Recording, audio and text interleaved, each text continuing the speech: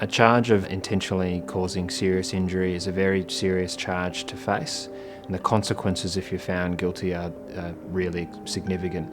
The maximum penalty for intentionally causing serious injury is 20 years imprisonment, and commonly you would receive a prison term of at least a number of years if you're found guilty. The legal definition of just what is a serious injury changed recently. The new definition is an injury that's life-threatening or an injury that is substantial and protracted. Now, a serious injury can also be made up of the cumulative effect of numerous injuries. There are many different defences available to a charge of intentionally causing serious injury. The classic defence would be self-defence, where a person caused serious injury to another, but when they did so, they are acting in defence of themselves. Other defences would be a factual dispute, not having the requisite intent, or being mentally impaired, and other defences. I once had a case where my client and his wife were charged with intentionally causing serious injury as against a third person. Initially, the police charged all three people, and then they dropped the charges as against the third person, and he became their star witness in the case. And because he was formerly a suspect, he had been interviewed and also given a witness statement. By the time I got to cross-examine him at committal, he'd already given many different versions, and there are inconsistencies in between his police interview, what he said in his statement.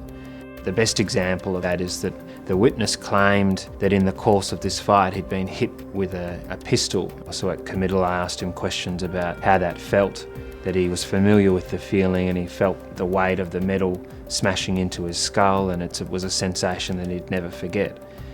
What the evidence showed at trial was that there was a plastic toy pistol at the scene, and the witness had incorporated this into his story and was trying to use it against my client. Now, DNA testing eventually came back, and none of my client's DNA was on the plastic pistol, and of course, had he hit the witness with it, he wouldn't have had the sensations that he described.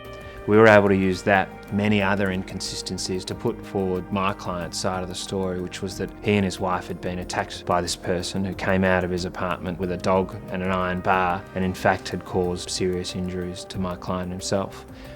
One of the most dramatic things that happened as a result was that, confronted with these inconsistencies and different versions, is that he lost his temper in the witness box, slammed his hands down on the witness box, and had to be warned by the judge that he wasn't able to behave that way. And in a case where our case was that he had lost his temper in a similar fashion, that sort of eruption in the courtroom was invaluable.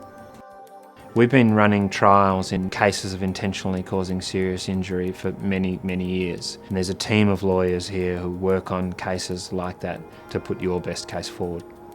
With any charge of intentionally causing serious injury, if there's strong evidence against you and it's likely to be a guilty plea, the first step your lawyer should take is to see whether it can be downgraded to recklessly causing serious injury, and your case could then be heard in the magistrate's court, where there are limits to the penalties that can be imposed.